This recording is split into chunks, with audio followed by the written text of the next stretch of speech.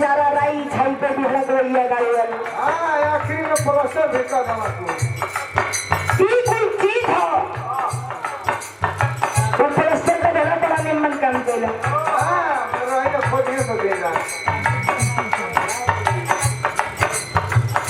अरे मन क्या लगला पूरा दिन कोनो गाँव वाला गौया गौया रहे लेकिन ई गाँव में मन बसाई कि आपस में कर हो का हमार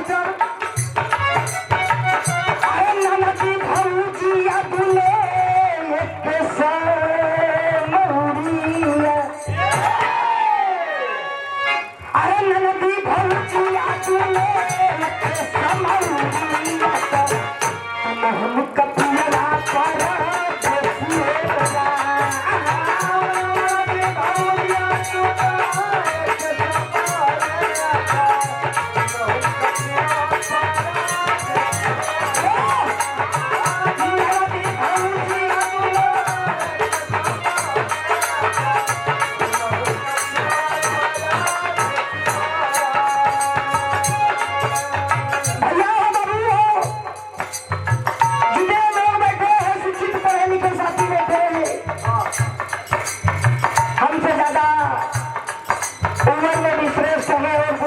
श्रेष्ठ है। एक लाइन पकड़ करिएगा हथेली के अंदर हाथी कैसे समाई पहले लाइन के अंदर प्रमाण मिला क्या नगल रोहे लाछू मार के सब शक्ति बाना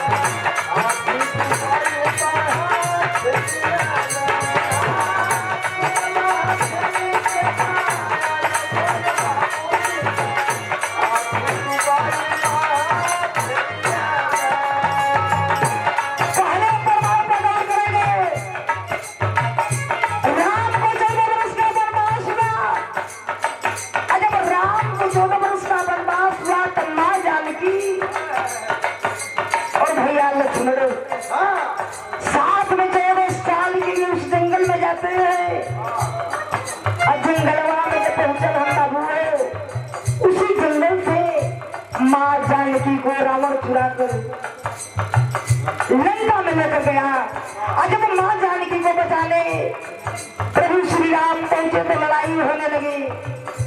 लड़ाई होते लड़ाई के दौरान लक्ष्मण जी को शक्ति बाण लगाए हैं। जब लक्ष्मण जी को शक्ति बाण लगाए बाबू जी देव बताते हैं कि सूर्य उदय होने से पहले संजीवन बुद्धि अगर नहीं आई तो लक्ष्मण के प्राण इस संसार में कोई नहीं बचा सकता है।